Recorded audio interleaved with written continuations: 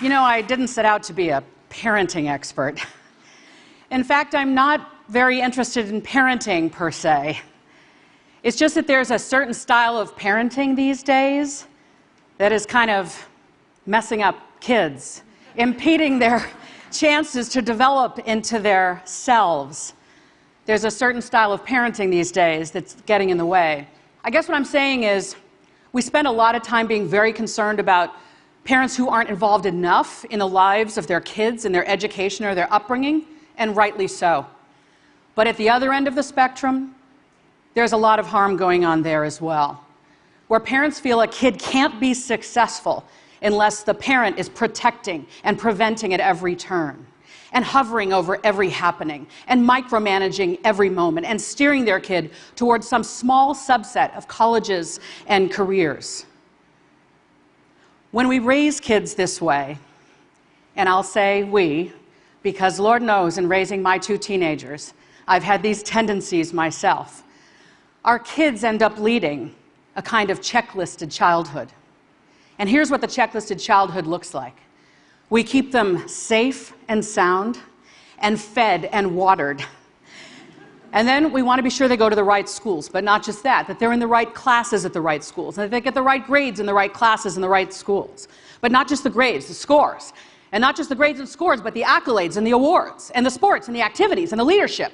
We tell our kids, don't just join a club, start a club, because colleges want to see that. And check the box for community service. I mean, show the colleges you care about others. And all of this is done to some hoped-for degree of perfection. We expect our kids to perform at a level of perfection we were never asked to perform at ourselves. And so because so much is required, we think, well then of course we parents have to argue with every teacher and principal and coach and referee and act like our kids' concierge and personal handler and secretary. And then with our kids, our precious kids, we spend so much time nudging, cajoling, hinting, helping, haggling, nagging, as the case may be, to be sure they're not screwing up, not closing doors, not ruining their future, some hoped-for admission to a tiny handful of colleges that deny almost every applicant. And here's what it feels like to be a kid in this checklisted childhood. First of all, there's no time for free play. There's no room in the afternoons because everything has to be enriching, we think. It's as if every piece of homework, every quiz, every activity is a make or break moment for this future we have in mind for them. And we absolve them of helping out around the house. And we even absolve them of getting enough sleep as long as they're checking off the items on their checklist. And in the checklisted childhood, we say we just want them to be happy. But when they come home from school, what we ask about all too often first is their homework and their grades. And they see in our faces that our approval, that our love, that their very worth comes from A's. And then we walk alongside them and offer clucking praise like a trainer at the Westminster Dog Show. Coaxing them to just jump a little higher and soar a little farther day after day after day. And when they get to high school, they don't say, well, what might I be interested in studying or doing as an activity? They go to counselors and they say, what do I need to do to get into the right college? And then when the grades start to roll in high school and they're getting some B's, or God forbid, some C's, they frantically text their friends and say, has anyone ever gotten into the right college with these grades? And our kids, regardless of where they end up at the end of high school, they're breathless, they're brittle, they're a little burned out, they're a little old before their time, wishing the grown-ups in their lives had said, what you've done is enough, this effort you've put forth in childhood is enough. And they're withering now under high rates of anxiety and depression, and some of them are wondering, will this life ever turn out to have been worth it? Well, we parents are pretty sure it's all worth it. We seem to behave, it's like we literally think they will have no future if they don't get into one of these tiny set of colleges or careers we have in mind for them. Or maybe we're just afraid they won't have a future we can brag about to our friends and with stickers on the backs of our cars. Yeah.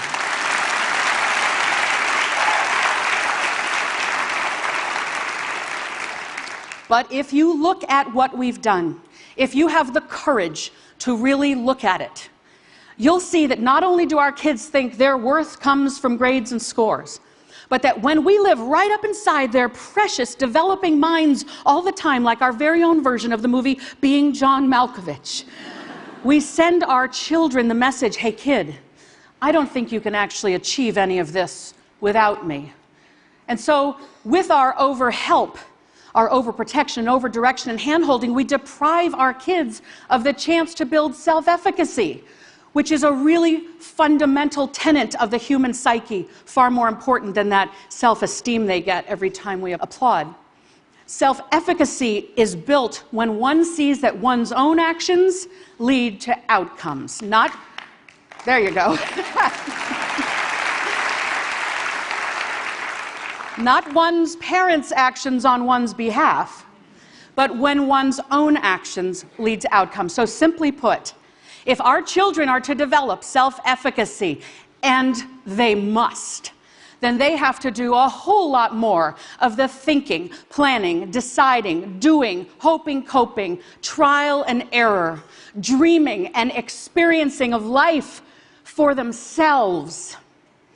Now, am I saying every kid is hardworking and motivated and doesn't need a parent's involvement or interest in their lives and we should just back off and let go? Hell no. That is not what I'm saying. What I'm saying is when we treat grades and scores and accolades and awards as the purpose of childhood, all in furtherance of some hoped-for admission to a tiny number of colleges or entrance to a small number of careers, that's too narrow a definition of success for our kids. And even though we might help them achieve some short-term wins by overhelping, like they get a better grade if we help with do their homework, they might end up with a longer childhood resume when we help. What I'm saying is that all of this comes at a long-term cost to their sense of self. What I'm saying is we should be less concerned with a specific set of colleges they might be able to apply to or might get into, and far more concerned that they have the habits, the mindset, the skill set, the wellness to be successful wherever they go. What I'm saying is our kids need us to be a little less obsessed with grades and scores and a whole lot more interested in childhood providing a foundation for their success built on things like love and chores.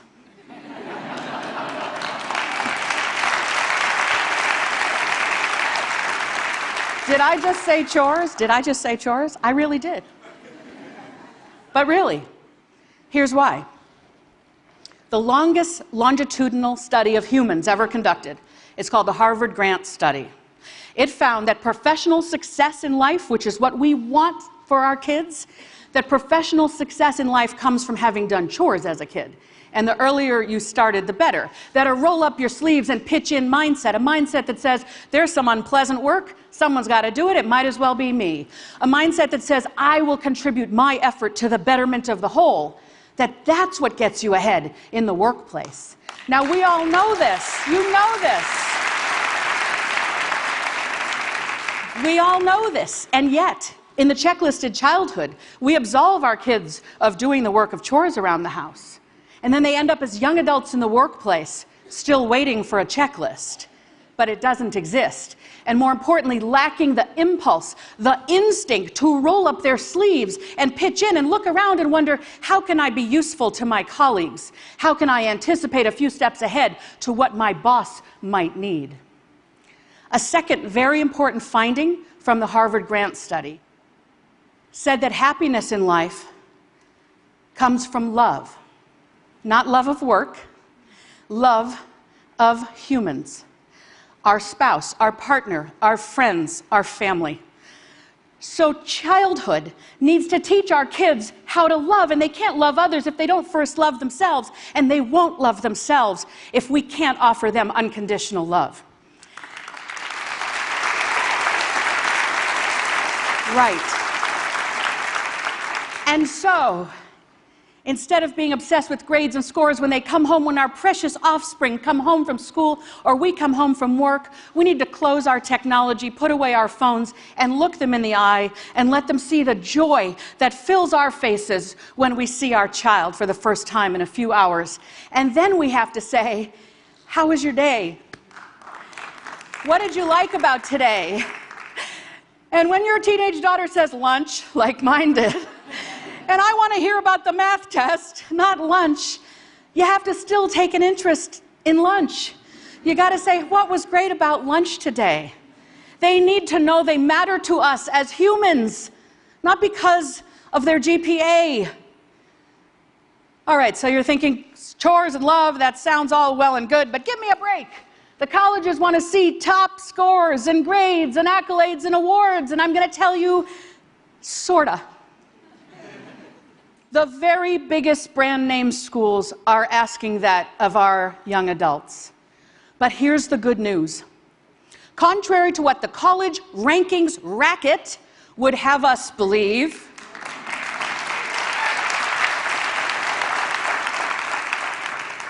you don't have to go to one of the biggest brand name schools to be happy and successful in life. Happy and successful people went to state school, went to a small college no one has heard of, went to community college, went to a college over here and flunked out.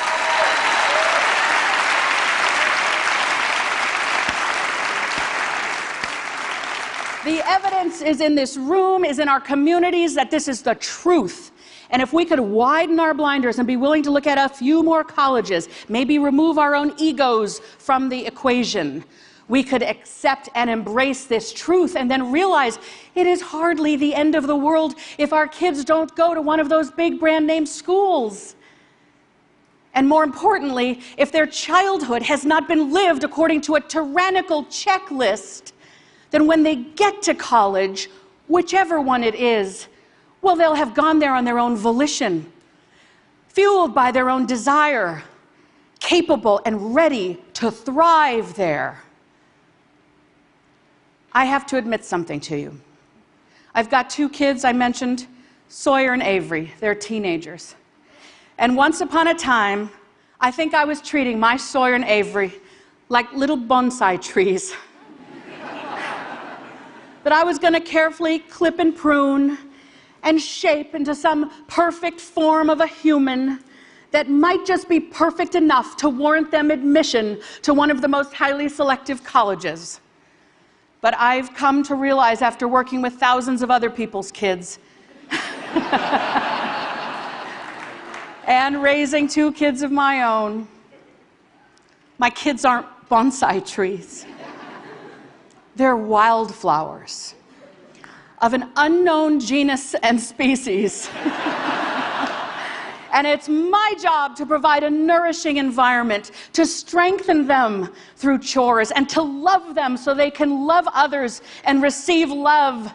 And the college, the major, the career, that's up to them. My job is not to make them become what I would have them become, but to support them in becoming their glorious selves. Thank you. Thank you. Thank you.